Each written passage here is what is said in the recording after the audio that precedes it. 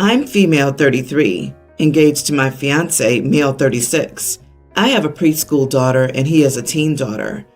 He comes from a conservative family, so he won't move in together till after marriage. So far, we're on good terms as a blended family, but I noticed that my stepdaughter acts kind of distant towards my daughter. When I tried to talk to my fiancé about it, he told me to give the kids a chance to bond and warm up to each other. My stepdaughter's birthday took place on Sunday. Since she's into baking, she decided to bake cupcakes instead of having an actual birthday cake. My daughter and I went over to my fiancé's house to attend the party, and I brought my stepdaughter a gift, which was an iPhone. We sat down as she started serving everyone cupcakes. Then when it was my daughter's turn, she said she was sorry, but she didn't save any for my daughter. I felt confused, and I asked if she'd made enough cupcakes and whether there were guests that came uninvited. She said no, and that she just didn't make one for my daughter. I asked her why, and she refused to say. I was so mad and felt hurt on my daughter's behalf. I got up and told my fiancé that I wanted to leave. My fiancé tried to stop me and offered his cupcake to my daughter, but I refused to take it. On my way out, I grabbed the gift I had bought for my stepdaughter, and she stood there and watched. I could hear her yell, "Dad, she took the iPhone," while I walked out with my daughter. My fiancé tried to get me to go back inside, but I refused. Later, he came over and we argued. He said I overreacted, and that I know how some teenagers can be moody and do random stuff without an explanation, so I shouldn't have taken it personally. I said she excluded my daughter and didn't save her a cupcake, but he said it was just a cupcake, and then he reminded me that he offered his cupcake and that I should have just accepted it and called it a day. He said taking the iPhone, which was supposed to be a gift, back was in poor taste, and it might hurt my relationship with his daughter. I refused to give it to him so he could give it to her since she was crying about it. He left and was mad at me. We haven't talked since then except via text. Edit. She's been wanting the iPhone for a while, and since her dad couldn't buy it, I decided it'd be nice if I gifted it to her. Also, I saw that she served her girlfriend a whole plate of cupcakes, so it's not like she baked a specific number. Not the idiot. Wow, your stepdaughter-to-be is a mean girl, which is a polite way of saying she's a brat. Brats are cultivated. Your fiancé has allowed this for her entire life, and he'll not change. Best of luck to you and your daughter dealing with this BS. You sound kind of awesome. You deserve so much better. OP, you paid for an iPhone? Yeah, this isn't about you being an idiot, in my opinion. It's not an overreaction when you don't feel like being disrespected and unappreciated. She left a preschooler out on purpose. She knew exactly what she was doing. Play stupid games, kiddo, and win stupid prizes. OP, wake up. Why are you the one paying for the expensive gift? The iPhone should be a parent or grandparent gift, not from you. Leaving was your only option at that point. It takes a special kind of ugly to want to exclude a little kid from a birthday celebration. If your stepdaughter-to-be can verbalize that she intentionally didn't make a cupcake for your daughter, she's old enough to understand why you left. The more I think about this, the worse it gets. The stepdaughter being a jerk is one thing, but the fiancé's reaction is unforgivable. I also wouldn't be able to get over his whole family standing by and acting as if a teen bullying a preschooler is no big deal. This man and his entire family showed you who they are. Believe them. OP, you need to put on major brakes in this relationship. Keep your finances separate. Consider it a blessing in disguise that you haven't moved in together yet. If you're not ready to break up, you should pull way back on the money you spend on your boyfriend. Are you paying for trips and little luxuries? Try taking a break for a few months and see how he reacts. Open your eyes. Oh, and I think you should give your daughter the phone. Let her use it to watch Disney movies like Cinderella, maybe with a cupcake phone case. I have ADHD and autism. I've been with my job for 12 years. In July 2021, the company hired 4 new people, Tom, Jamie, Elena, and Deanna, fake names, to make the team I work on. Unfortunately, none of the new people on my team are very nice to me because I'm odd. The only person who's ever kind to me is the new manager of our team. The new people started holding potluck meals. The first time I found out after the fact, they were eating without me, so I asked them to let me know and I'd bake something next time. The second time it happened, they said it was an oversight. Oops. By the third time I got the hint that I wasn't welcome. I was hurt but let it go and did my job. Our new manager asked why I had never participated in the team potluck. I told her I was never invited, but she swore Alana texted me. I told her none of them ever contacted me except for essentials by email only, and they made a point to avoid me. When my manager confronted the group, they lied and swore they'd asked me but couldn't produce the promised text. My manager and boss decided to no longer permit potlucks on company property. The next day, they cornered me in the break room when I went to lunch and began to shout at me for ruining their lunches. I ended up having a meltdown. I told them I didn't ask our manager to do anything, that our manager said they called it a team lunch, that I was part of the team too, and she was bothered that I was excluded and took it upon herself to do something about it. I said that I knew I was weird and that was why they didn't like me. I told them that I have ADHD and I'm autistic and I'm doing the best I can to fit in, but I'm not stupid. I know I'm always being left out on purpose and lied to about it, and it hurts to never feel like I fit in or matter to anyone. By the end, I was sobbing myself sick, and my mom had to pick me up early because I was panicking so badly. I found out later that my coworkers were put on an administrative leave without pay and forced to go to sensitivity training before returning to work. A few days later, Tom approached me to apologize and said his nephew was autistic too, and he should have realized and done better. I asked him, if someone treated your nephew the way you treated me for over a year and only apologized after getting caught and punished for it, what would you tell your nephew to do? Would you tell him to accept that apology? He quietly admitted he wouldn't, that he'd tell his nephew to tell them to go screw themselves. So I told him to go tell himself that, get back to work, and leave me alone. No one else even tried after that. My manager's now saying I overreacted and should accept the apology and give them another chance to keep the peace. My job coach says I should apologize too, but I don't want to. Am I the idiot? A year, and your manager is saying you are overreacting? They're underreacting. Sensitivity training isn't enough. Your coworkers did this with intent for a year and then dared to shout at you when their crap behavior was called out. My own anger and your treatment aside, I would accept the apology in time. However, I do think what you said to Tom was perfect. You are 100% not the idiot. Accepting an apology is a personal choice, not something that should be subject to a superior's order. I think you need to ask yourself if Tom's apology was sincere and if it would benefit you to offer forgiveness. Forgiveness is not for him, it's for you. When you've thought about it, do what feels right to you. Based on what you've written, none of the other 3 people have apologized, so there's nothing to accept. OP didn't reject the apology directly, he just put a mirror up to it.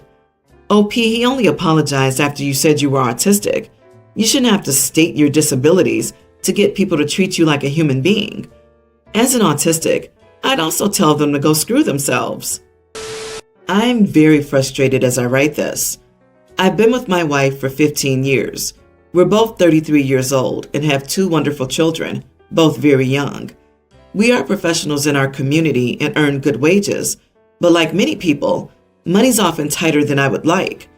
When we had our first child, my wife decided to take a part-time job at her workplace. We had extensive conversations, but agreed that the 2 days off a week would be beneficial for getting things done we otherwise would struggle with. We both work 8 a.m. to 4 p.m.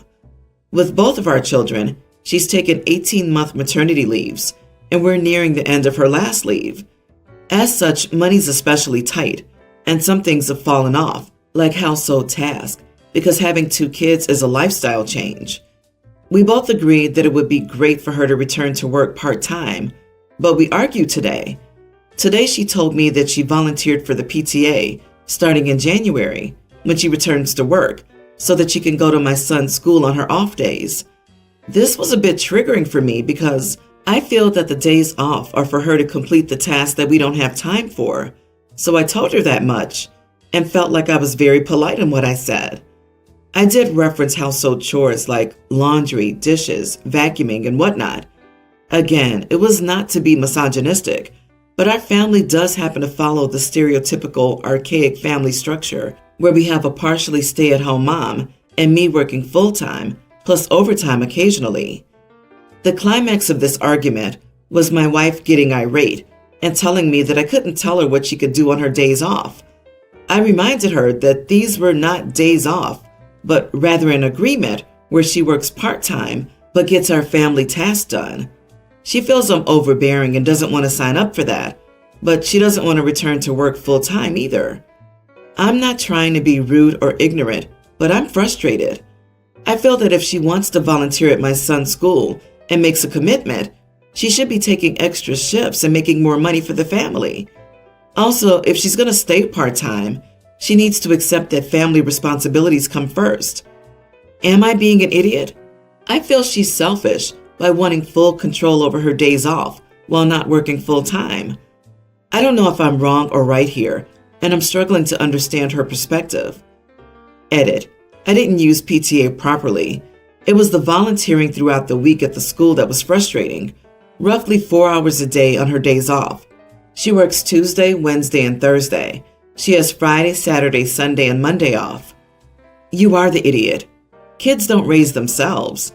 Your wife's getting involved with their schooling in the parenting community. That doesn't exactly sound like a fun hobby or day out. She doesn't have bottomless mimosas during this time. This is work. You absolutely do not get to tell her what to do with her time off. I suggest you hire a cleaner that you both pay for. Or, the dude has 2 days off, so maybe he could clean and do laundry on Saturday and Sunday, like every other working family out there. You are the idiot, because family tasks are family tasks, not wife tasks, and volunteering at school is work, not leisure, and it's good for your children's development. For example, you could have done a load of dishes in the time it took you to write this. Listen, your kids are small. One day they'll be grown. Do you think they'll remember whether the floor was vacuumed and the windows were washed? Or do you think they'll remember that their mom was there for them? Some of my best times were volunteering at my kids' schools, and they tell you the same. Don't take that away from your wife and kids. If you can, try to carve more time for yourself to be there for them too. You won't regret it. Even if the baseboards are dirty, they'll just remember that you showed up. Here's what happened. My son's name is Robin. It's just those 5 letters. It's not a nickname. The mom of one of the kids in his class is convinced his name is Robert. She volunteers at pickup. I'll drive up and she'll go to my son yelling, "Robert, Robert." Now, I brushed it off for the first few weeks because learning the names of a bunch of different kids is hard. I would tell her when she came back over to my son. Actually, his name is Robin. I've said this every single day for over a month now. Finally, last week, I saw her at a school function, introduced myself and said, "I'm Robin's father. You might recognize me from the pickup. By the way, his name isn't Robert." Her response confounded me. She said Robin is a girl's name. It can either be male or female, but it's way more common for boys, so what? And not a good nickname for Robert, so she'll call him his real name instead. I tried to correct her since Robin isn't a nickname, but she wandered away. The next time she walked up to my car, I got annoyed and said, "I'm here for Robin, Robin." She did it again. On Friday, when she called my son Robert, I asked her what her problem was in a very loud voice. I shouted loud enough that a teacher ran over. The volunteer mom ran away, and I tried to explain. The teacher looked at me like I had 3 heads and said she'd go get my son. I got an email later asking me to come in Monday for a meeting. I don't know how to approach this. Should I apologize for yelling? Should I demand an apology for the constant disrespect? Should I ask the mom not to be allowed to volunteer anymore, or at least not to get my son? I feel like I tried to be reasonable, but maybe I was too sensitive. Am I the idiot? Not the idiot. Email back. I look forward to meeting with you to discuss a volunteer parent bullying my child and an appropriate course of action to prevent this from continuing. But honestly, what is her problem? Does she do this to any other kids whose names she decides are inappropriate? I agree. I'm a teacher and we try very hard to honor student names. However, the parent in this scenario is trying to push her gender bias on your son and on all of you. I would go into that meeting prepared to accuse her of discrimination, and if the school backs her up, of them supporting her being discriminatory against your son. Her reasoning for calling him Robin is that she believes it's a girl's name. You attempted to clarify politely and she doubled down and continued. Now it's harassment and it's gender bias. Be sure to use those terms and ask the school if they support her discrimination. What is her problem? A guess would be that she's very fixated on old school gender roles, and she is, for some reason, convinced that Robin is a name that only girls can have. Her version probably is that this poor kid has cruel parents that set him up for being bullied, and she's just trying her best to help him out by using his real name. And she probably also thinks that he hates being called Robin. She thinks it's feminizing a boy. That's her problem. It's her problem. Exactly this. To give the teacher the benefit of the doubt, the strange look might have not been directed at OP, but rather an, "Oh God, why is this parent volunteer messing stuff up again?" kind of thing. This is flabbergasting. It's not a girl's name. It's his name. So even if you named him Jennifer Priscilla and nicknamed him Glamour Bunny, she doesn't have the authority to give him a new name. Update. Am I the idiot for yelling at another parent doing pickup? My wife reached out to Charlie's mom on Facebook to ask if the weird pickup mom called Charlie by a different name. According to Charlie's mom, the weird pickup mom calls Charlie Charlotte, and Charlie is her legal name, not that it matters. Charlie's mom is not a fan of this, but she assumed it was a mistake and didn't want to say anything because she knows pickup is hectic and confusing, and there are a lot of kids with similar names. My wife shared my story, and Charlie's mom agreed to email me this afternoon so I could bring it up in the meeting if needed. Charlie's mom also said she'd reach out to some of the other parents with questions about the weird pickup mom. Many of these kids went to kindergarten together, but our son didn't, so we don't know many of these parents very well. Charlie's mom was really nice and helpful, and she and my wife even set up a playdate for our kids. So regardless of how the meeting turns out, one nice thing came of this. Meeting and pickup update. So first of all, my wife came to the meeting with me, which was hugely inconvenient for her, but I'm glad she was there because she doesn't tolerate BS. So we got there, and the teacher and principal were there. My wife didn't let them say anything until she'd gone over everything with the weird pickup mom about our son, Charlie, and potentially other kids. The principal was really surprised. The principal said the teacher would talk to the other mom. I apologized for yelling and we all shook hands. At pickup that day, weird pickup mom wouldn't look me in the eye. She didn't call Robin Robert or by his actual name. She was quiet the whole time. Sorry it's all so anticlimactic. Thank you for the update and for adding how the meeting went. I call that a win. It sounds like she was put in her place and the unwanted behavior has ceased. She won't be calling children whatever name she chooses, blatantly ignoring the parents all the time, so I call it a win. I'm petty, and I would have acted super friendly and greeted her with wrong, bizarre names, calling her arugula or oregano or whatever, LOL. I'm glad the meeting went well, but I disagree it's a win. The fact that this woman is still not calling your son by his name is a problem. As kindly as possible, I would email the teacher that this volunteer is still refusing to call your child by his name. OP, don't give up.